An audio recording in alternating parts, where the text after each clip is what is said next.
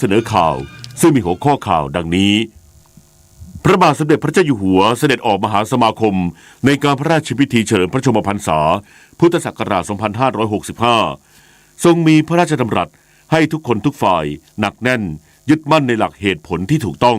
และประโยชน์สุขของส่วนรวมกระทรวงสาธารณสุขยืนยันเตรียมแนวทางดูแลรักษาผู้ติดเชื้อโรคฝีดาษวานอนไว้แล้วหลังพบผู้ป่วยฝีดาษวานอนรายที่ 2ของประเทศไทยพร้อมแนะประชาชนป้องกันตนเอง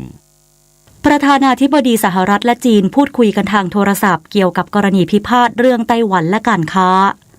ฟุตบอลหญิงชิงแชมป์อาเซียนรุ่นอายุไม่เกิน18ปีทีมสาวไทยชนะเจ้าภาพอินโดนีเซียผ่านเข้ารอบต่อไปแน่นอนแล้วต่อไปเป็นรายละเอียดของข่าวหมายกำหนดการพระราชพิธีเฉลิมพระชนมพรรษา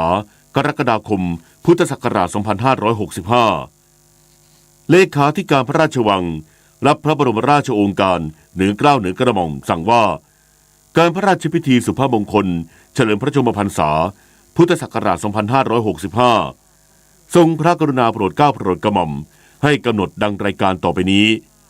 วันศุกร์ที่ 29 กรกฎาคม 2565 พระบาทสมเด็จพระเจ้าอยู่หัวและสมเด็จพระนางเจ้าพระบรมราชินีเสด็จพระราชดำเนินโดยรถยนต์พระที่นั่งจากพระที่นั่งอภรสถานพระราชวังดุสิตไปยังพระบรมมหาราชวังเข้าทางประตูศักดิ์ชัยสิทธิ์ประตูราชสำราญรถยนต์พระที่นั่งเทียบที่ประตูกำแพงแก้วพระที่นั่งจักรพรรดิพิมานด้านตะวันออกเวลา 10 นาฬิกาพระบาทสมเด็จพระเจ้าอยู่หัวและสมเด็จพระนางเจ้าพระบรมราชินีเสด็จขึ้นพระที่นั่งไพศาลทักษิณทรงจุดธูปเทียนบูชาพระสยามเทวาธิราชแล้วเสด็จลงพระที่นั่งอมรินทรวินิจฉัยทางพระทวารเทวราชมเหตุพระบาทสมเด็จพระเจ้าอยู่หัวทรงจุดธูปเทียนบูชาพระพุทธรูปเทวรูปองค์อภิบาลและองค์แทรกพระชนมพรรษาแล้วทรงจุดธูปเทียนเครื่องนมัสการบูชาพระพุทธปฏิมาชัยวัตรรัชกาลที่ 9พระพุทธรูปประจำพระชนมวาลรัชกาลที่ 9พระสงฆ์ถวายพรพระจบแล้วพระบาทสมเด็จพระเจ้าอยู่หัวทรงประเคนปิ่นโตภัตตาหารแด่สมเด็จพระอริยวงศ์สักคัตยานสมเด็จพระสังฆราชสกลมหาสังฆปรินายกนอกนั้นทรงพระกรุณาโปรดเกล้าโปรดกระหม่อมให้พระราชวงศ์องคมนตรีและข้าราชการชั้นผู้ใหญ่ประเคนตามลำดับแล้วพระบาทสมเด็จพระเจ้าอยู่หัวทรงจุดธูปเทียนเครื่องทรงธรรมสมเด็จพระราชาคณะถวายศีลและถวายพระธรรมเทศนามงคลวิเศษกันหนึ่งจบแล้วพระสงฆ์ถวายพระพรพระบาทสมเด็จพระเจ้าอยู่หัวทรงประเคนจตุปัจจัยทายธรรมบูชากันเทศแล้วทรงประเคนจตุปัจจัยทายธรรมแด่สมเด็จพระราชาคณะและพระราชาคณะพระสงฆ์ถวายอนุโมทนาถวายอดิเรกถวายพระพรลาเสด็จพระราชดำเนินไปประทับรถยนต์พระที่นั่งที่พระทวารเทเวศรักษาเสด็จพระราชดำเนินกลับพระที่นั่งอภรสถานพระราชวังดุสิตเจ้าพนักงานตั้งใบสีแก้วทองเงินเวียนเทียนสมโภชดวงพระบรมราชสมภพการแต่งกายแต่งเครื่องแบบเต็มยศสายสะพายจุลจอมเกล้าผู้เข้าเฝ้าสายสะพายจุลจอมเกล้าหรือมงกุฎไทยสำนักพระราชวังเชิญชวนประชาชนร่วมลงนามถวายพระพรพระบาทสมเด็จพระเจ้าอยู่หัวเนื่องในโอกาสวันเฉลิมพระชนมพรรษาวันที่ 28 กรกฎาคม 2565 ผ่านระบบออนไลน์ที่เว็บไซต์หน่วยราชการในพระองค์จนถึงวันที่ 29 กรกฎาคม 2565 ที่ www.royaloffice.th พระบาทสมเด็จพระเจ้าอยู่หัวเสด็จออกมหาสมาคมในการพระราชพิธีเฉลิมพระชนมพรรษาพุทธศักราช 2565 วันนี้พระบาทสมเด็จพระเจ้าอยู่หัวและสมเด็จพระนางเจ้าพระบรมราชินีเสด็จพระราชดำเนินโดยรถยนต์พระที่นั่งพร้อมด้วยสมเด็จพระเจ้าลูกเธอเจ้าฟ้าพัชรกิติยาภานเรนทิราเทพยวดีกรมหลวงราชสารินีสิริพัฒน์มหาวชิรราชธิดาและสมเด็จพระเจ้าลูกเธอเจ้าฟ้าสิริวัณวรีนารีรัตนราชกัญญาจากพระที่นั่งอภรสถานพระราชวังดุสิตไปยังพระที่นั่งอมรินทรวินิจฉัยในพระบรมมหาราชวังในการพระราชพิธีเฉลิมพระชนมพรรษา 28 กรกฎาคม พุทธศักราช 2565 และเสด็จออกมหาสมาคมพระราชทานพระบรมราชวโรกาสให้พระบรมสานุวงศ์นายกรัฐมนตรีประธานรัฐสภาและประธานศาลฎีกาเฝ้าทูลละอองธุลีพระบาทถวายพระพรชัยมงคลในการพระราชพิธีเฉลิมพระชนมพรรษา พุทธศักราช 2565 ในการนี้พระบาทสมเด็จพระเจ้าอยู่หัวมีพระราชดำรัสตอบแก่ผู้มาเฝ้าทูลละอองธุลีพระบาทขอให้ทุกคนทุกฝ่ายหนักแน่นยึดมั่นในเหตุผลที่ถูกต้องและประโยชน์สุขของส่วนรวมความปรารถนาดีที่จะให้เกิดความสุขความสวัสดีแก่ข้าพเจ้านั้นจะสำเร็จได้ก็ด้วยความพร้อมเพรียงและความสามารถของทุกท่านที่จะร่วมมือกันปฏิบัติงานตามภาระหน้าที่ให้บรรลุผลสมบูรณ์เพื่อประเทศชาติและประชาชนทุกวันนี้เหตุการณ์หลายอย่างที่เกิดขึ้นทั้งในและนอกประเทศได้กระทบกระเทือนถึงสวัสดิภาพตลอดจนความมั่นคงของชีวิตและการงานของประชาชนทุกคนเป็นอย่างมากจำเป็นที่ทุกคนทุกฝ่ายจะต้องทำความคิดจิตใจให้หนักแน่นยึดมั่นในเหตุผลที่ถูกต้องและประโยชน์สุขของส่วนรวมและมุ่งมั่นปฏิบัติงานในหน้าที่ด้วยความสมัครสมานสามัคคีให้ก้าวหน้าไปได้ทันกับสภาวะของโลกที่มีความเปลี่ยนแปลงอยู่ตลอดเวลาจึงขอให้ท่านทั้งหลายในมหาสมาคมแห่งนี้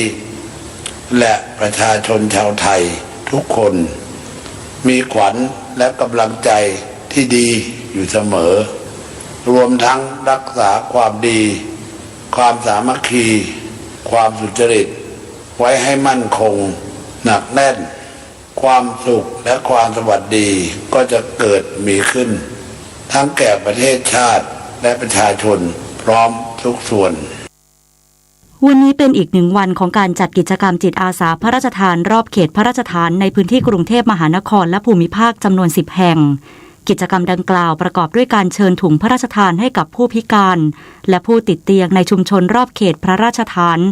การตรวจโรคทั่วไปการตรวจ ATK การแจกจ่ายเจลแอลกอฮอล์หน้ากากอนามัย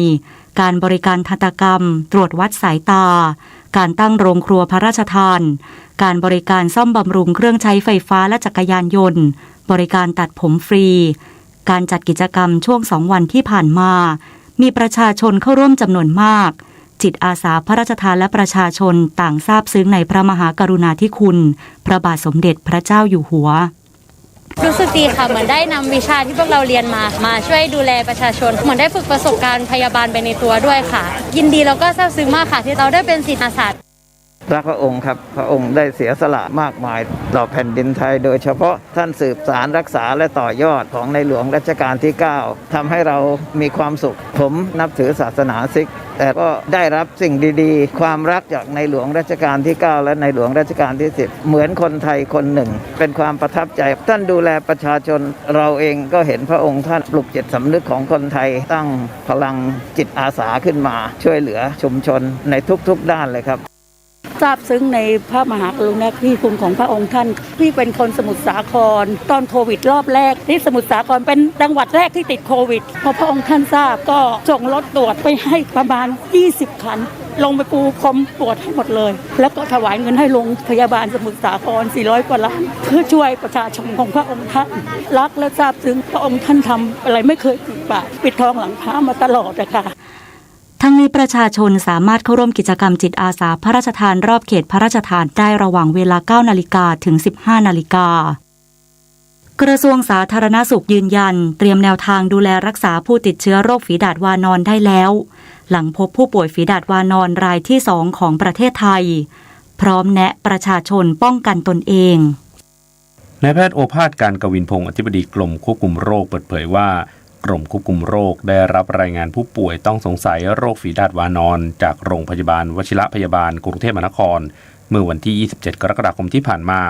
สถาบันป้องกันควบคุมโรคเขตเมืองกรมควบคุมโรคและสำนักอนามัยกรุงเทพมหานครได้ลงพื้นที่สอบสวนโรคและเก็บสิ่งส่งตรวจยังห้องปฏิบัติการแล้ว ผลการสอบสวนโรคเบื้องต้นพบผู้ป่วยดังกล่าวเป็นชายไทยอายุ 47 ปี ไม่มีประวัติเดินทางไปต่างประเทศวันที่ 14 กรกฎาคมที่ผ่านมาเริ่มมีอาการไข้ปวดเมื่อยตามตัว1 สัปดาห์ก่อนมาโรงพยาบาลมีตุ่มหนองขึ้นที่อวัยวะเพศแขนขาใบหน้าศีรษะวันที่ 27 กรกฎาคมจึงได้ไปรักษาตัวที่โรงพยาบาลวชิระพยาบาล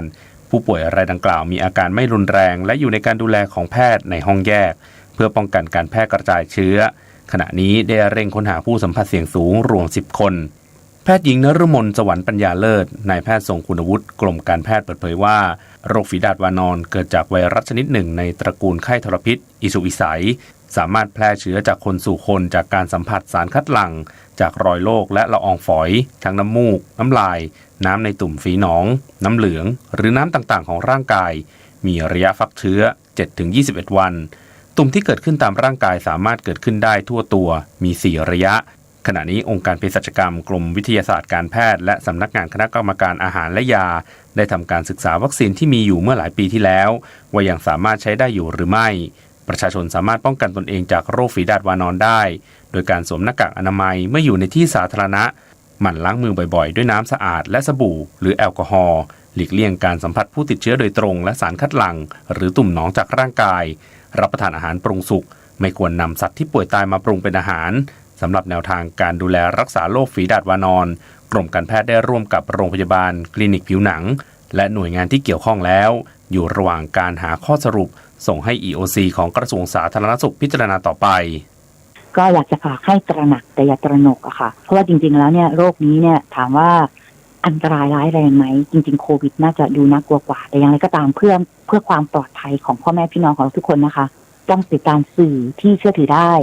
ป้องกันตนเองและคนใกล้ชิดโดยการสวมหน้ากากอนามัยนะคะล้างมือบ่อยๆด้วยน้ำและสบู่หลีกเลี่ยงการสัมผัสตุ่มหนองหรือการสัมผัสสารคัดหลั่งต่างๆแล้วก็รับประทานอาหารเนื้อสุกค่ะอันนี้ก็จะอย่างน้อยก็ลดโอกาสที่จะไปสัมผัสการติดเชื้อจากฝีดาษวานอนซึ่งอาจจะเกิดขึ้นได้นายแพทย์สมศักดิ์อัคคศิลป์อธิบดีกรมการแพทย์กล่าวว่ากรมการแพทย์ได้สื่อสารทำความเข้าใจไปกับแพทย์ทั่วประเทศในกรณีพบผู้ที่มีประวัติและอาการเข้าข่ายโรคฝีดาษวานอนเมื่อมาตรวจรักษาที่สถานพยาบาลขอให้รับตัวผู้เข้าข่ายทุกรายเข้ารับการรักษาในโรงพยาบาลแบบผู้ป่วยในหรือแอดมิดก่อนในระหว่างรอผลจากห้องปฏิบัติการทางวิทยาศาสตร์ซึ่งเมื่อยืนยันผลแล้วอาจให้รักษาตัวในโรงพยาบาลหากมีอาการหรือภาวะแทรกซ้อนหรือรักษาตัวในรูปแบบโฮมไอโซเลชันได้เนื่องจากตามข้อมูลโรคฝีดาษวานอนส่วนใหญ่ผู้ป่วยมักหายได้เองภายใน 2-4 สัปดาห์สำหรับในเรื่องของยารักษาขณะนี้เป็นยาที่อยู่ระหว่างการทดลองใช้ในต่างประเทศโดยเฉพาะในสหรัฐและยุโรปซึ่งเป็นการเตรียมตัวกรณีพบผู้ป่วยติดเชื้อที่รุนแรงกฤษ ระวิวรรณรายงานวันนี้สถานีวิทยุกระจายเสียงแห่งประเทศไทยความถี่ 92.5 เมกะเฮิรตซ์ในระบบ FM เป็นแม่ข่ายให้สถานีวิทยุกระจายเสียงแห่งประเทศไทยในส่วนภูมิภาคของกรมประชาสัมพันธ์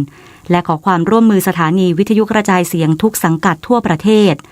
รวมถ่ายทอดเสียงงานสโมสรสันนิบาตเฉลิมพระเกียรติเนื่องในโอกาสวันเฉลิมพระชนมพรรษาพระบาทสมเด็จพระเจ้าอยู่หัวณตึกสันติไมตรีทำเนียบรัฐบาลตั้งแต่เวลา 18:50 นาทีจนเสร็จสิ้นพิธีท่านผู้ฟังสามารถติดตามรับฟังการถ่ายทอดเสียงได้ในช่วงเวลาดังกล่าววันนี้มูลนิธิแพทย์อาสาสมเด็จพระศรีนครินทราบรมราชชนนีหรือพอสวจะให้บริการประชาชนในพื้นที่จังหวัดกำแพงเพชรที่หมู่ 10ที่ว่าการอำเภอคลองขลุงตำบลคลองขลุงอำเภอคลองขลุงจังหวัดสิงห์บุรีที่หมู่ 4วัดสะอาดราชบำรุงตำบลบางกระบืออำเภอเมืองจึงขอเชิญชวนประชาชนในพื้นที่ดังกล่าวไปรับบริการโดยไม่เสียค่าใช้จ่ายใดๆต่อจากนี้ไปขอเชิญรับฟังไทยคู่ฟ้าค่ะรัฐบาลให้ความสำคัญกับการศึกษาโดยเห็นชอบหลักการปรับเพิ่มอัตราเงินอุดหนุนค่าใช้จ่ายรายหัวแก่นักเรียนระดับการศึกษาขั้นพื้นฐานตั้งแต่ชั้นก่อนประถมศึกษาถึงมัธยมศึกษาตอนปลายและประกาศนียบัตรวิชาชีพทั้งในสถานศึกษารัฐและเอกชนรวม 26,301 ล้านบาทครอบคลุมค่าใช้จ่ายพื้นฐาน5รายการคือค่าจัดการเรียนการสอน ค่าหนังสือเรียนอุปกรณ์การเรียนเครื่องแบบนักเรียนและค่ากิจกรรมพัฒนาคุณภาพผู้เรียนตั้งแต่ปี 2566 ถึง 2569 รวม 4 ปีโดยประเมินจากฐานข้อมูลนักเรียนและนักเรียนยากจนรวมถึงอัตราการเปลี่ยนแปลงจำนวนผู้เรียนทั้งในและนอกระบบทั้งนี้เพื่อแบ่งเบาภาระผู้ปกครองและให้สถานศึกษาสามารถจัดการเรียนการสอนได้อย่างมีประสิทธิภาพสอดคล้องกับสภาพการปัจจุบันค่ะสื่อสารภารกิจรัฐบาลกับสำนักโฆษกสำนักเลขาธิการนายกรัฐมนตรีเราจะสืบสารรักษาและต่อยอดและครองแผ่นดินโดยธรรมเพื่อประโยชน์สุขแห่งอาณาราษฎรตลอดไปพระปฐมบรมราชโองการพระบาทสมเด็จพระเจ้าอยู่หัวในพระราชพิธีบรมราชาภิเษกเมื่อวันที่ 4 พฤษภาคมพุทธศักราช 2562 ข้าราชการต้องแยกเรื่องส่วนตัวออกจากตำแหน่งหน้าที่และยึดถือประโยชน์ส่วนรวมของประเทศชาติเหนือกว่าประโยชน์ส่วนตนสารประโยชน์ของชาติและปวงประชาอีกหนึ่งหัวข้อเรื่องจริยธรรมที่ข้าราชการพลเรือนทุกคนพึงควรปฏิบัติทำความดีเพื่อชาติไทย 7:16 น.ต่อไปเสนอข่าวต่างประเทศประธานาธิบดีโจไบเดนของสหรัฐและประธานาธิบดีสีจิ้นผิงของจีนพูดคุยกันทางโทรศัพท์นานกว่า2 ชั่วโมงเมื่อวานนี้เกี่ยวกับความตึงเครียดกรณีไต้หวันและการค้าโดยประธานาธิบดีสีเตือนประธานาธิบดีไบเดนว่าอย่าเล่นกับไฟกรณีไต้หวันด้านเจ้าหน้าที่ทำเนียบขาวระบุว่าการพูดคุยดังกล่าวใช้เวลา2 ชั่วโมง 17 นาทีและการพูดคุยกับประธานาธิบดีสีครั้งนี้นับเป็นครั้งที่5ของประธานาธิบดีไบเดนตั้งแต่เข้ารับตำแหน่งประธานาธิบดีขณะที่สื่อรายงานว่าจากที่พิพาทกันเรื่องการค้าอยู่แล้วก็มีความเสี่ยงที่ขัดแย้งระหว่างจีนกับสหรัฐกรณีไต้หวันจะทวีความรุนแรงยิ่งขึ้นทั้งนี้ประเด็นจุดชนวนความตึงเครียดระหว่างสหรัฐกับไต้หวันล่าสุดคือการที่นางแนนซี่เปโลซีประธานสภาผู้แทนราษฎรสหรัฐจะเดินทางเยือนไต้หวันซึ่งเป็นดินแดนของจีนและทำให้จีนไม่พอใจอินเดียซึ่งพยายามจะขยายอิทธิพลเหนือศรีลังกาที่กำลังเผชิญวิกฤตกล่าววันนี้ว่าได้รับรายงานเกี่ยวกับการที่เรือจีนเดินทางไปยังท่าเรือศรีลังกาที่สร้างด้วยเงินของจีนแล้วข้อมูลการขนส่งเผยให้เห็นว่าเรือหยวนหวัง5ซึ่งเป็นเรือวิจัยและสำรวจของจีนอยู่ระหว่างเดินทางไปยังท่าเรือฮัมบันโตต้าทางใต้ของศรีลังกาและคาดว่าจะไปถึงวันที่11 สิงหาคมนี้ด้านโฆษกกระทรวงต่างประเทศอินเดียกล่าวระหว่างการแถลงข่าวประจำสัปดาห์ว่ารัฐบาลอินเดียเฝ้าติดตามสถานการณ์อย่างใกล้ชิดและความคืบหน้าใดๆที่อยู่ต่อผลประโยชน์ด้านความมั่นคงและเศรษฐกิจของอินเดียจะใช้มาตรการที่จำเป็นทุกอย่างเพื่อการปกป้องผลประโยชน์ของประเทศผู้บริหารหน่วยงานตรวจคนเข้าเมืองกล่าววันนี้ว่าอินโดนีเซียได้เพิ่ม3 ประเทศในบัญชีรายชื่อการให้บริการประทับลงตราหนังสือเดินทางหรือวีซ่าสำหรับการท่องเที่ยวณด่านตรวจคนเข้าเมืองหรือวีซ่า on arrival ทำให้ประเทศที่ได้รับการบริการดังกล่าวเพิ่มเป็น75 ประเทศโฆษกหน่วยงานตรวจคนเข้าเมืองกล่าวว่าผู้ที่เดินทางมาจากโคลอมเบียมาลดีฟและโมนาโกได้รับอนุญาตให้ขอวีซ่า on arrival เพื่ออยู่ในอินโดนีเซีย30 วันและวีซ่า on arrival จะได้รับอนุญาตให้ขยายเวลาออกไปได้สูงสุด60 วันเจ้าหน้าที่หน่วยฉุกเฉินกล่าวว่าประชาชนอย่างน้อย7 คนเสียชีวิตในเหตุน้ำท่วมใกล้กรุงเตหะรานของอิหร่านเมื่อวานนี้ส่วนมากเสียชีวิตจากเหตุโคลนถล่มในหมู่บ้านแห่งหนึ่งทางตะวันตกของเมืองหลวงของประเทศซึ่งเกิดขึ้นหลังน้ำท่วมสื่อรายงานว่าเหตุน้ำท่วมบริเวณเชิงเขาใกล้กรุงเตหะรานเกิดขึ้นหลังเกิดเหตุน้ำท่วมในพื้นที่ทางใต้ของกรุงเตหะรานซึ่งทำให้ประชาชนเสียชีวิต22 คนไม่ถึงสัปดาห์ด้านเจ้าหน้าที่สภาเซี่ยววงเดือนแดงกล่าวว่าประชาชน7 คนได้รับการยืนยันว่าเสียชีวิตในหมู่บ้านและอีก9 คนได้รับบาดเจ็บขณะที่อีก14 คนสูญหายและกว่า500 คนได้รับการอพยพต่อไปรับฟังข่าวกีฬาค่ะการแข่งขันฟุตบอลหญิงชิงแชมป์อาเซียนรุ่นอายุไม่เกิน18 ปีทีมสาวไทยชนะอินโดนีเซียเจ้าภาพ3-0เก็บชัยชนะ3 นัดผ่านเข้ารอบต่อไปแน่นอนแล้วแม้จะเหลือเกมสุดท้ายรอบแบ่งกลุ่มกับเวียดนามในวันพรุ่งนี้เวลา 15:30 น.ส มาต่อกันที่เทควันโดยุวชนนานาชาติโซเฟียเวิลด์เทควันโดคาเด็ดแชมเปี้ยนชิพ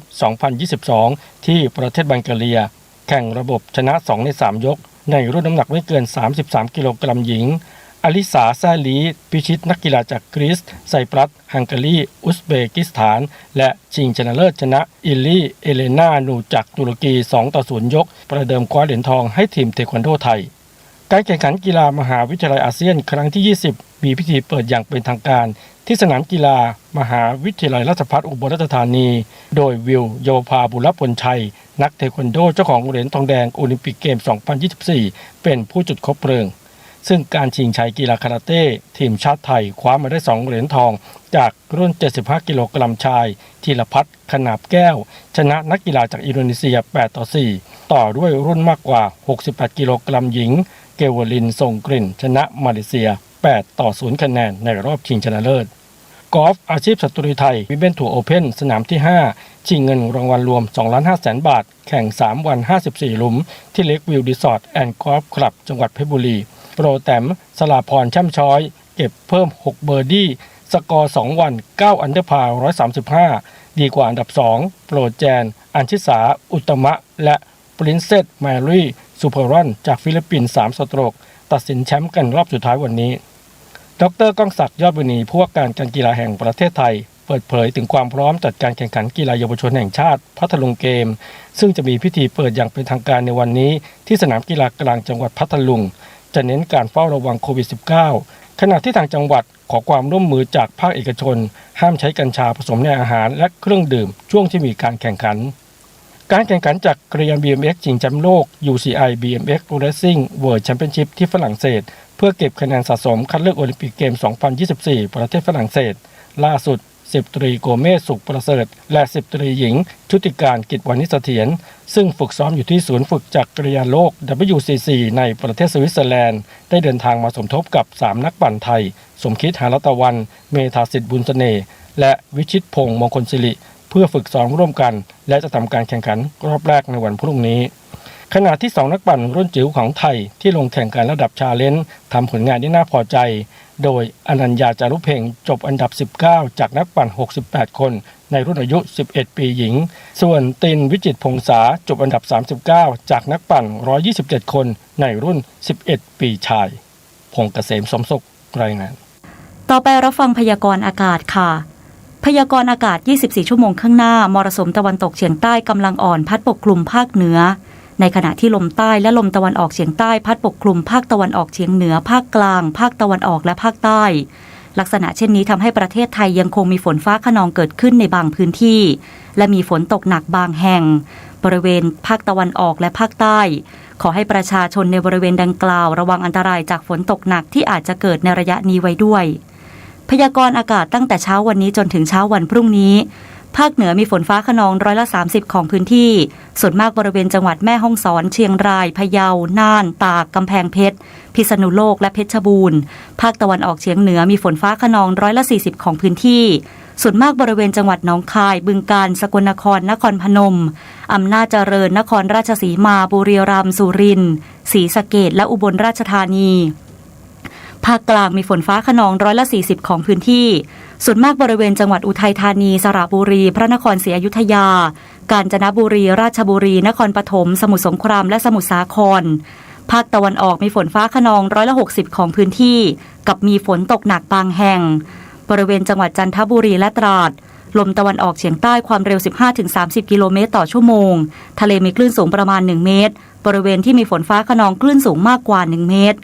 ภาคใต้ฝั่งตะวันออกมีฝนฟ้าคะนอง60%ของพื้นที่กับมีฝนตกหนักบางแห่งบริเวณจังหวัดสุราษฎร์ธานีนครศรีธรรมราชพัทลุงสงขลาปัตตานียะลาและนราธิวาสลมตะวันออกเฉียงใต้ความเร็ว 15-30 กิโลเมตรต่อชั่วโมงทะเลมีคลื่นสูงประมาณ1เมตรบริเวณที่มีฝนฟ้าคะนองคลื่นสูงมากกว่า1เมตรภาคใต้ฝั่งตะวันตกมีฝนฟ้าคะนอง60%ของพื้นที่กับมีฝนตกหนักบางแห่งบริเวณจังหวัดภูเก็ตกระบี่ตรังและสตูลลมตะวันออกเฉียงใต้ความเร็ว 15-30 กิโลเมตรต่อชั่วโมงทะเลมีคลื่นสูงประมาณ1เมตรบริเวณที่มีฝนฟ้าคะนองคลื่นสูงมากกว่า1เมตรกรุงเทพมหานครและปริมณฑลมีฝนฟ้าคะนอง60%ของพื้นที่ สภาวะระดับน้ำในแม่น้ำเจ้าพระยาที่หน้ากองบัญชาการกองทัพเรือคำนวณโดยกรมอุทกศาสตร์กองทัพเรือวันนี้น้ำขึ้นเต็มที่เวลา 5:51 นาทีสูงกว่าระดับทะเลปานกลาง1 เมตร 1 เซนติเมตรและเวลา 21:47 นาทีสูงกว่าระดับทะเลปานกลาง1 เมตร 50 เซนติเมตรน้ำลงเต็มที่เวลา 3:16 นาทีต่ำกว่าระดับทะเลปานกลาง68 เซนติเมตรและเวลา 14:40 นาทีต่ำกว่าระดับทะเลปานกลาง75 เซนติเมตรวันนี้ที่ประภาคารกาญจนาภิเษกแหลมพรหมเทพจังหวัดภูเก็ตดวงอาทิตย์ตกเวลา 18:47 นาทีกรุงเทพมหานครดวงอาทิตย์ตกเวลา 18:47 นาทีขณะที่เมื่อวานนี้กรมฝนหลวงและการบินเกษตรได้ขึ้นบินปฏิบัติการฝนหลวง7หน่วยปฏิบัติการช่วยเหลือพื้นที่การเกษตรที่ขาดแคลนน้ำบางส่วนของจังหวัดตากอุตรดิตถ์กาญจนบุรีสุพรรณบุรีลพบุรีนครสวรรค์สุรินทร์บุรีรัมย์และเพิ่มปริมาณน้ำเก็บกักให้กับเขื่อนแม่กวงอุดมธาราเขื่อนแม่งัดสมบูรณ์ชนเขื่อนภูมิพลเขื่อนศรีนครินทร์อ่างเก็บน้ำแม่ออนและอ่างเก็บน้ำคลองศรียัด1 นาทีกับกปท.ในช่วงวันหยุดต่อเนื่องวันเฉลิมพระชนมพรรษาพระบาทสมเด็จพระเจ้าอยู่หัวระหว่างวันที่ 28 ถึง 31 กรกฎาคม 2565 เป็นอีกช่วงที่คาดว่าจะมีประชาชนออกเดินทางท่องเที่ยวและเดินทางกลับภูมิลำเนาทั่วประเทศเป็นจำนวนมากกรมการขนส่งทางบกเตรียมการรองรับการเดินทางของประชาชนตามมาตรการอำนวยความสะดวกและความปลอดภัยเพื่อรองรับการเดินทางของประชาชนให้ครอบคลุมทั้งมิติอำนวยความสะดวกในการเดินทางมิติความปลอดภัยในการเดินทางและมิติด้านการควบคุมโควิด -19 ประกอบด้วยการจัดเตรียมรถโดยสารและพนักงานขับรถที่มีความพร้อมให้เพียงพอต่อความต้องการเดินทางการตรวจความพร้อมของตัวรถและพนักงานขับรถโดยสารก่อนให้บริการณสถานประกอบการสถานีขนส่งผู้โดยสารและจุดจอดทุกแห่งซึ่งรถโดยสารทุกคันที่นำออกมาให้บริการต้องมีสภาพความมั่นคงแข็งแรงมีอุปกรณ์ส่วนควบและอุปกรณ์เพื่อความปลอดภัยครบถ้วนถูกต้องและพร้อมใช้งานครับด้วยความปรารถนาดีจากกรมประชาสัมพันธ์และกองทุนเพื่อความปลอดภัยในการใช้รถใช้ถนนกรมการขนส่งทางบกกระทรวงคมนาคมรู้รักภาษาไทยโดยความร่วมมือของสำนักงานราชบัณฑิตยสภาและกรมประชาสัมพันธ์วันนี้เสนอคำว่าอัตตาคำว่าอัตตาสะกดออ่างไม่หันอากาศต่อเต่าต่อเต่าสระอามาจากคำภาษาบาลีว่าอัตตะหมายถึงตนตัวเองใช้ในคำว่าอัตตาสูงเป็นคำตำหนิหมายถึงยึดมั่นถือมั่นว่าตนเองเก่งหรือดีกว่าคนอื่นจึงไม่ยอมฟังความเห็นหรือเปลี่ยนแปลงตนเองตามคำแนะนำของใครคำว่าอัตตาใช้ในคำว่า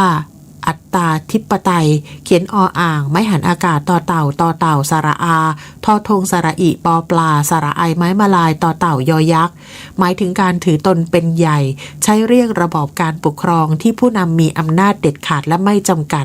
เมื่อใช้คำว่าอัตตะหรืออัตตาเป็นต้นศัพท์คำอื่นๆเช่นในคำว่า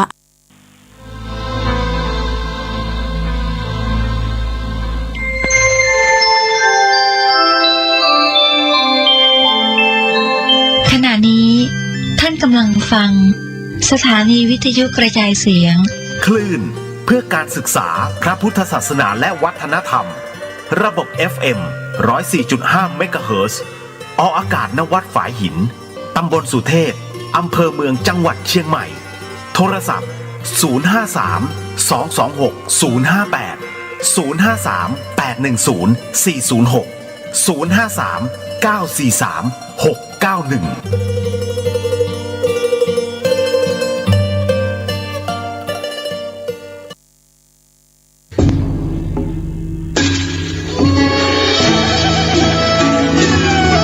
เชิญพุทธศาสนิกชนทุกท่านร่วมทำบุญผ้าป่าสามัคคีและร่วมเป็นเจ้าภาพโรงทานในพิธีทำบุญ1 ทศวรรษ 10 ปีที่พักสงฆ์สถาบันธรรมาภิวัตรบ้านศพเตินตำบลศพปาดอำเภอแม่เมาะจังหวัดลำปางในวันที่17 สิงหาคม 2565 เวลา 9 นาฬิกาถึง 15 นาฬิกา 30 นาทีบุญใหญ่ 10 ปีมีครั้งเดียวท่านสามารถร่วมทำบุญและเป็นเจ้าภาพโรงทานผ่านบัญชีธนาคารกรุงไทยสาขาประตูชัยชื่อบัญชีที่พักสงฆ์ธรรมาภิวัตรเลขบัญชี 536-075-5318 ข่าว าวสารเพื่อการประชาสัมพันธ์กำหนดการฟังเทศรายการรถด่วนขบวนพิเศษฤดูกาลเข้าพรรษาปี 2565 จัดโดยคณะสงฆ์จังหวัดเชียงใหม่องค์กรเครือข่ายชาวพุทธจังหวัดเชียงใหม่ดำเนินงานโดยกลุ่มหนุ่มสาวจังหวัดเชียงใหม่12ขบวนมีขบวนแรกตรงกับวันที่21กรกฎาคม 2565 แรม 8 ค่ำเดือน 10 เหนือไปยังพุทธสถานเชียงใหม่20 นาฬิกาสภาวัฒนธรรมอำเภอเมืองเชียงใหม่เป็นเจ้าภาพฟังพระธรรมเทศนา1กันขบวนที่2เป็นวันที่28กรกฎาคม 2565 แรม 15 ค่ำเดือน 10 เหนือมายังพุทธสถานเชียงใหม่20 นาฬิกาจัดกิจกรรมวันเฉลิมพระชนมพรรษาพระบาทสมเด็จพระเจ้าอยู่หัวกลุ่มหนุ่มสาวจังหวัดเชียงใหม่เป็นเจ้าภาพขบวนที่3วันที่5สิงหาคม 2565 ขึ้น 8 ค่ำเดือน 11 เหนือไปยังวัดศรีมารามตำบลสันกลางอำเภอสันกำแพงจังหวัดเชียงใหม่20 นาฬิกาฟังพระธรรมเทศนา1กันขบวนที่4 12 สิงหาคม 2565 ขึ้น 15 ค่ำเดือน 11 เหนือกลับมายังพุทธสถานตำบลช้างคานอำเภอเมืองเชียงใหม่จัดกิจกรรมวันแม่กลุ่มหนุ่มสาวจังหวัดเชียงใหม่เป็นเจ้าภาพ20 นาฬิกาขบวนที่5เสาร์ที่20 สิงหาคม 2565 แรม 8 ค่ำเดือน 11 เหนือเดินทางไปยังขวงพญามังรายตำบลศรีภูมิอำเภอเมืองเชียงใหม่จังหวัดเชียงใหม่ฟังพระธรรมเทศนา1กันจัดงานโดยวัดพระธาตุดอยสุเทพเป็นเจ้าภาพขบวนที่6 26 สิงหาคม 2565 แรม 14 ค่ำเดือน 11 เหนือไปยังวัดโชติกุลสวรรณารามวัดหมูบุญตำบลสุเทพอำเภอเมืองเชียงใหม่จังหวัดเชียงใหม่20 นาฬิกาฟังพระธรรมเทศนา1กันขบวนที่7 3 กันยายน 2565 ขึ้น 8 ค่ำเดือน 12 เหนือเดินทางไปยังวัดหนองเต่าคำตำบลป่าไผ่อำเภอสันทรายจังหวัดเชียงใหม่20 นาฬิกาฟังพระธรรมเทศนา1กันขบวนที่8 10 กันยายน 2565 ขึ้น 15 ค่ำเดือน 12 เหนือกลับมายังพุทธสถานเชียงใหม่20 นาฬิกาเป็นการจัดงานวันกตัญญูพุทธสมาคมและมูลนิธิพุทธสมาคมเป็นเจ้าภาพขบวนที่9 18 กันยายน 2565 แรม 8 ค่ำเดือน 12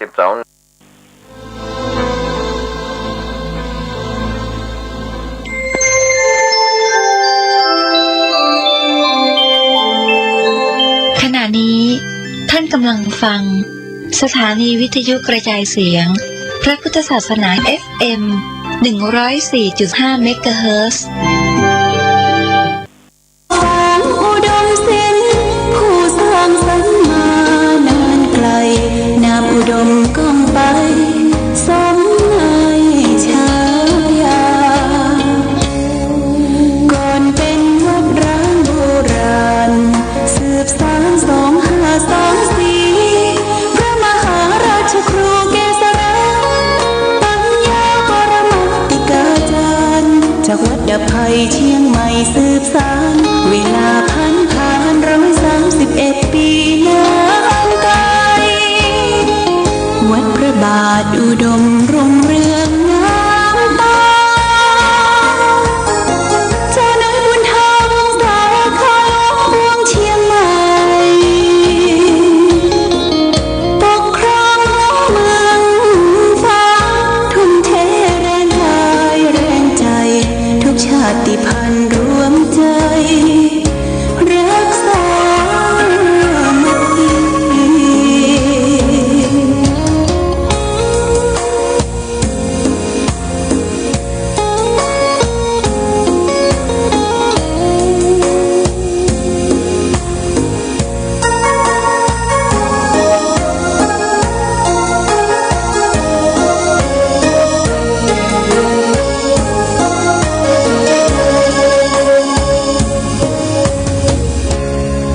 ก่อนเป็นวัดร้างโบราณสืบสาน2524พระมหาราชครูเกษราปัญญาปรมัตติกาจารย์จากวัดดับภัยเชียงใหม่สืบสานเวลาผ่าน131 ปีนานไกลวัดพระบาทอุดมรุ่งเรืองงามตาเจ้าในบุญธรรมสารคามเมืองเชียงใหม่ปกครองเมืองฟ้าทุ่มเทแรงกายแรงใจ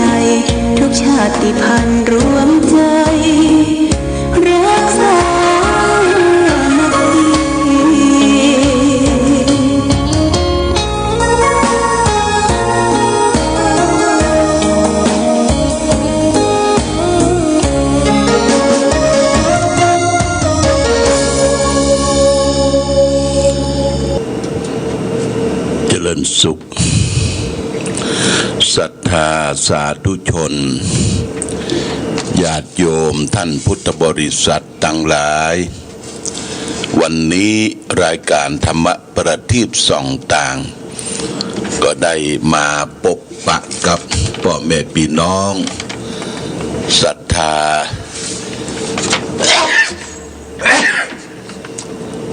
ขอโทษได้มาพบปะกับพ่อแม่พี่น้องศรัทธาสาธุชนญาติโยมแห่งกลางนิ่งวันนี้เป็นวันศุกร์ที่29เดือนกรกฎาคมพุทธศักราช2565ซึ่งตรงกับเดือน11เหนือเดือน9ใต้ขึ้น1ค่ำญาติโยมนะขึ้น1ค่ำวันนี้เป็นเดือน11ออกขึ้น1ค่ำแล้วเดือน11นี่ก็จะมีวันเสียประจำเดือน2วันญาติโยมเดือน11เนี่ยเรียกว่าเดือน11เสียเสาร์กับพัด เสียวันพัดกับวันเสาร์ก็เพิ่งเว้นจากการทำบุญที่เป็นงานมังกละเป็นมงคลต่างๆตามธรรมเนียมจารีตประเพณีของล้านนาเฮาตามปักกระตืนปื้นเมืองของวัดธาตุคำเชียงใหม่เพิ่งเว้นวันเสียวันพัดวันเสาร์นะวันเสีย2วันเดือน11เนี่ยญาติโยมนะส่วนเสียศพเสียซากการทำบุญอุทิศส่วนให้แก่บรรพชนนั่นก็ทำได้มันเสียไปแล้วเนาะเสียไปแล้วแต่ว่านี้เป็นวันที่28เดือนกรกฎาคมคล้ายเป็นวันพระราชสมภพวันเฉลิมพระชนพรรษาของรัชกาลที่10ญาติโยมก็ประสบนิกรปวงชนชาวไทยทุกชนทุกหมู่เหล่าจะได้ประกอบกิจถวายเป็นพระราชกุศลแด่พระบาทสมเด็จพระเจ้าอยู่หัวรัชกาลที่10ทางอำเภอฝางเฮา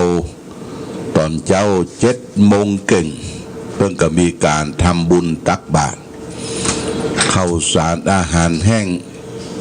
ถวายแด่พระภิกษุสงฆ์สามเณรจำนวน71รูปหน้าที่ลานหน้าหอประชุมเทศบาลตำบลเวียงฝางหลังจากนั้นก็มีพิธีสงฆ์เดรัตนาพระสงฆ์พระมหาเถระได้ไปเจริญพุทธมนต์จำนวน10 รูปถวายเป็นพระราชกุศลแด่พระบาทสมเด็จพระเจ้าอยู่หัวหลังจากนั้นหน่วยงานราชการทั้งราชการและส่วนท้องถิ่นก็ได้ถวายเครื่องสักการะเป็นพานพุ่มต่างๆจากหน่วยงานต่างๆหลังจากนั้นก็คณะราษฎรที่มีจิตอาสา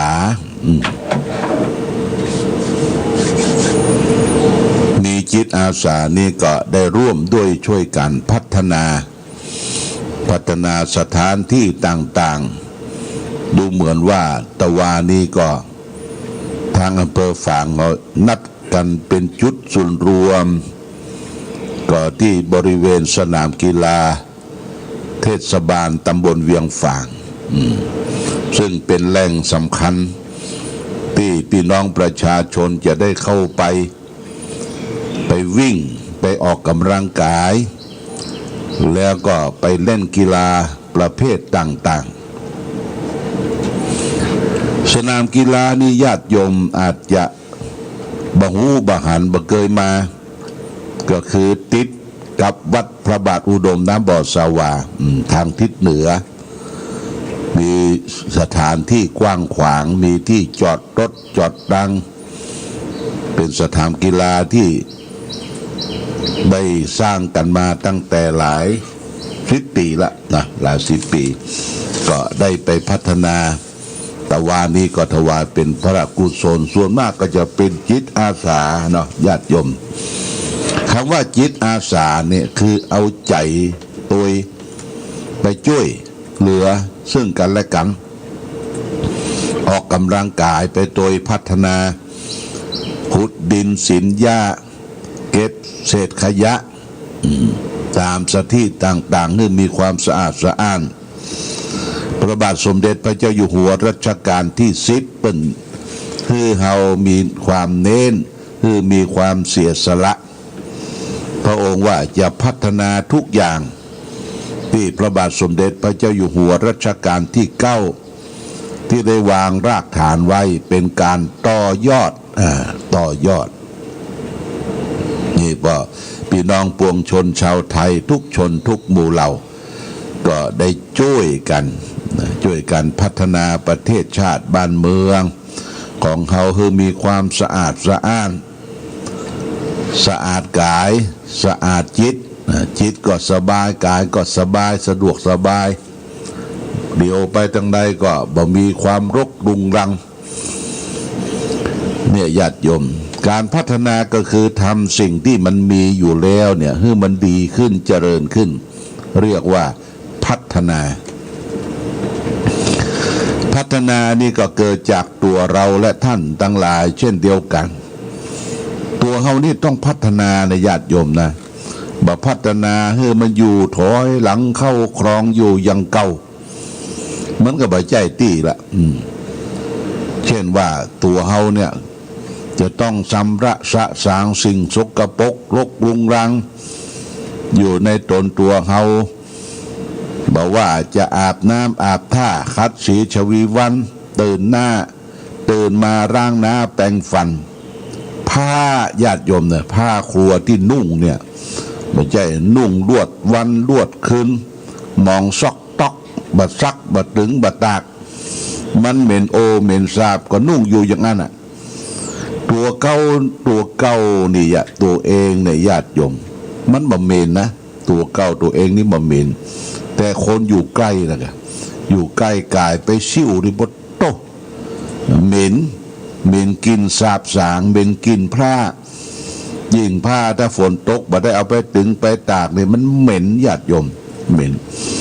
แต่ว่าเราจะต้องพัฒนาตัวเก่านะพัฒนาตัวเก่าซักผ้าซักผ่อนผ้าผ่อนต้นสบายที่นอนหมอนมุ้งเอาไปตึงไปตากแดดออกแล้วอาตมาก็ยังตากเองนะตากเองเอาผ้าที่นอนออกไปตากแดดออกเนี่ยผ้าที่นอนผ้าตู้ผ้าห่มเป็นหมอนมุสาหอไปตากเขาจะใจคนนั่นคนนี้ก็เป็นการลำบากญาติโยมต้องทำด้วยตนเองเอาไปตึงไปตากแล้วก็เก็บเข้าที่เข้าตางเวลาเราไปนอนไปพักไปผ่อนมันก็จะมีกลิ่นของแสงแดดกลิ่นของผ้าเนี่ยรู้สึกว่ามันมาเหม็นอับนี่คือการพัฒนาตัวเขาก็เช่นเดียวกันนักพัฒนาตามแผ่นดินทำแผ่นดินทองเปิ้นกล่าวว่าจะปลูกพืชให้เตรียมดินจะทำกินให้เตรียมอาหาร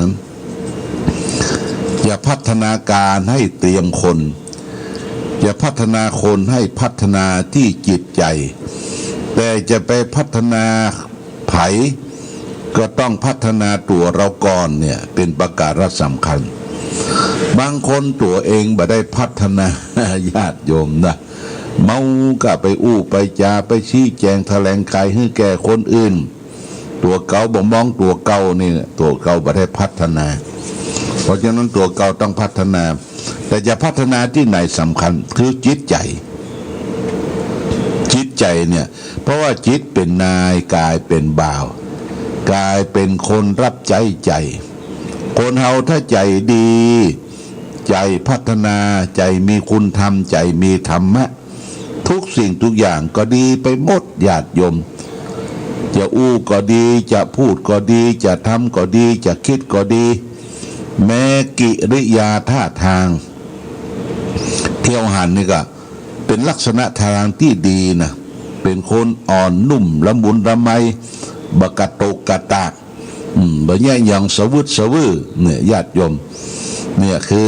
พัฒนาละเรียกว่าใจเขาพัฒนาการพัฒนาใจนั่นก็คือทำใจให้นิ่งให้สงบการที่จะทำจิตใจให้นิ่งให้สงบนี่มันก็เป็นการยากอยู่เพราะว่าจิตเฮาเนี่ยมันเฮาปล่อยมันไปตามอำเภอใจเพราะว่าอำเภอใจเฮาบ่หยุดบ่นิ่งเนี่ยมันคิดสปะคิดไป108,000 ประการญาติโยมตื่นขึ้นมาก็คิดไปจิปะทะคิดวิตกกังวลที่ยังบ่มาถึงเตื้อแล้วก็คิดถึงอดีตที่มันล่วงล้นไปแล้วล่วงล้นพ้นไปแล้วเนี่ยเอามาคิดเอามาเก็บมางำบางคนนี่เป็นโรคของความคิดมากฟุ้งซ่านเป็นโรคประสาทญาติโยมโรคประสาทเอาไหนบ่ได้ไหนละเปิ้นไปนำไปสู่โรงพยาบาลแม้โรงพยาบาลธรรมดานี่ก็รับบ่ได้เพราะโรคประสาทต้องไปส่วนปุ้นไปส่งส่วนปรุงเนี่ยญาติโยมส่วนปรุงจังใหม่บางทีก็อาละวาดต้องมัดมือมัดเท้าไปส่งส่วนปรุงต้องบังคับเพื่อกินยาพอมันแควนมันหายขึ้นมาปิ๊กมาไปละเลยเพิกเฉยบ่กินยาซ้ำไปหวดเหล้ากินเหล้ากินอย่างอื่นแฮมเพิ่มทวีคูณแฮมอาละวาดใหญ่ญาติโยมตอนอาละวาดใหญ่บังคับบัญชาตนเองบ่ได้เนี่ยก็ผิดปกตินะผิดปกติบ่ฮู้จักไผละบ่ฮู้จักพ่อบ่ฮู้จักแม่บ่ฮู้จักพระเจ้าพระสงฆ์บ่ฮู้จักผู้มีอุปการะคุณด่าพละพลายไปเต้ยด่าพละพลายไปเลื่อยญาติโยมนะอันนี้คือฟุ้งซ่านจิตบัดต้อมเนี่ยญาติโยมเพราะฉะนั้นการฝึกจิตฝึกใจเราต้องหมั่นไปญาติโยมหมั่นไปฝึกฝนอบรมอย่างที่เราได้ไปประพฤติปฏิบัติธรรมประจำวันเสาร์นี่ญาติโยมนะวันเสาร์นี้เพิ่นจะมีการเจริญพระพุทธมนต์สวดมนต์แปรเดินจงกรมและก็นั่งเจริญสมาธิภาวนาและก็ปากันเอาเข้าเอาน้ำเอาปัจจัยมาสู่มาตำสนทนาภาษีสนทนาพาทีซึ่งกันและกันภาษาฝรั่งเรียกว่าไปรีแลกนี่ก็คือการผ่อนคลายใจผ่อนคลายกล้ามเนื้อผ่อนคลายความคิดพอเราไปจมปักกับการการขายการจำหน่ายจ่ายแลกการงานปักกะวัมวันค่ำเนี่ยมันบ่ได้รีแลกญาติโยมเพราะฉะนั้นเปิ้นจึงไปรีแลกไปเอี่ยวไปแหวงไปพัฒนาไปดูงานดูการที่เปิ้นมีตัวอย่างให้พอญาติโยมพี่น้องฝรั่งเนี่ยญาติโยมนะพี่น้องฝรั่งเนี่ยเปิ้นจะเร่งทำการทำงานเมื่อมีการศึกษาแล้วก็เร่งทำการทำงานเก็บหอมรอมริบสตุ้งสตางปัจจัยไว้พอเกษียณอายุเนี่ยญาติโยมไปพอเด้อพี่น้องฝรั่งนี่เพิ่นจะไปเอวกันเป็นหมู่เนอะพอบ้านปลายชีวิตไปกินโซเชียลไปกินสตางที่เพิ่นเก็บไว้เป็นสวัสดิการบ้านปลายชีวิตที่รัฐบาลเก็บแขกเก็บภาษีไว้เนี่ยสุดท้ายก็ไปกินเงินเดือนคนเท่าแต่เงินเดือนเป็นนักเนอะไม่ใช่อย่าง600-800ปันเหมือนกับบ้านเฮาเงินเดือนคนเท่าฝรั่งนี่นักบางท่านก็มีถึง4-5 หมื่นทีนี้มีเงินแล้วมันกับเบิ้ลก็ไปเอวละไปทัศนศึกษาไปรีแลกไปเอวประเทศนั้นประเทศนี้โดยเฉพาะอย่างยิ่งประเทศไทยนี่เปิ้นนิยมกันมา ประเทศไทยเปิ้นบอกว่าเป็นสยามแห่งเมืองยิ้มบ้านเฮานี่เป็นผู้ที่นับถือพระพุทธศาสนาเป็นหลักพระพุทธเจ้าสอนคือคนที่นับถือพระพุทธศาสนานี่เป็นหลักมีความยิ้มแย้มแจ่มใสอยู่ด้วยกันบ่มีพิษบ่มีภัยบ่มีอาฆาตมาร้ายซึ่งกันและกันรักษาศีลห้านี่มีเมตตาปราณีต่อกันเพิ่นก็นิยมมาเอี่ยวเมืองไทยแล้วมาอย่างเพิ่นก็มาดูวัฒนธรรมนี่ไม่ใช่มีเฉพาะในปัจจุบันนะวัฒนธรรมที่เก่าดั้งเดิมโบราณนี่ญาติโยมมันก็เริ่มออกไปจากวัดนี่ฮะทุกสิ่งทุกอย่างออกจากวัดหมดศิลปะวิทยาการต่างๆแม้กระทั่งเป็นเจิงเป็นลายฟ้อนลำทำเพลงเป็นฟันดาบเป็นฟ้อนดาบแล้วก็เป็นมวยเนี่ยเขาเรียกว่ามวยวัดมวยออกจากวัดญาติโยมอยู่ที่วัดมดเปิ้นฝึกฝนอยู่ที่วัดศิลปะการต่างๆแล้วก็สืบสานเปิ้นจะไปเอี่ยววัดไปดูวัดไปดูโบราณสถานการกึศการสร้างของคนโบราณอย่างเขาไปประเทศเขมรเนี่ยนะญาติโยมประเทศเขมรไปดูปราสาทที่ยิ่งใหญ่ที่เปิ้นเอาหินเอาอย่างมาแปลงเป็นปราสาทเท่ากับตึกหลายชั้นเนี่ยญาติโยมเปิ้นเอาขึ้นไปได้จะได้ปราสาทนครวัดนครธมเนี่ยมันแปลกแล้วเป็นมหัศจรรย์น่ะว่าเปิ้นเอาจ้างเอาอย่างแต่ก่อนมันมีรถแท็กเตอร์นะมันมีรถยกแล้วมันมีรถเครนยกขึ้นไปเนี่ยมันขึ้นไปได้จะได้นะแล้วก็เปิ้นทำเข้าลิ่มเอาหินมาเจียมาผ่าเนี่ยมันเป๊ะญาติโยมหินไม่ใช่ก้อนน้อยๆนะนักเป็นพันกิโลเนาะเป็นพันกิโลปุดโตมันขึ้นไปได้จะได้แปลงปราสาทนี่เขาก็ไปเอี่ยวประเทศเปิ้นเมืองเปิ้นไปดูวัฒนธรรมเก่าดั้งเดิมฝรั่งเปิ้นก็มาบ้านเฮาเปิ้นก็มาดูวัฒนธรรมส่วนโบราณสถานที่เกิดสร้างห้างแต่งมาแต่ก่อนมาดูวัฒนธรรมของผู้คนเห็นผู้คนแต่งตัวญาติโยมผู้คนแต่งตัวทั้งล้านนาเฮาเนี่ยพ่อจายเพิ่นจะแต่งตัวนุ่งเตียวสะดอผ้าดำหม้อห้อมนุ่งเตียวสะดอผ้าดำหม้อห้อมนี่คือล้านนาแต่งตัวไม่ยิงก็แต่งได้นุ่งเตียวดำนุ่งเตียวสะดอผ้าดำหม้อห้อมแล้วก็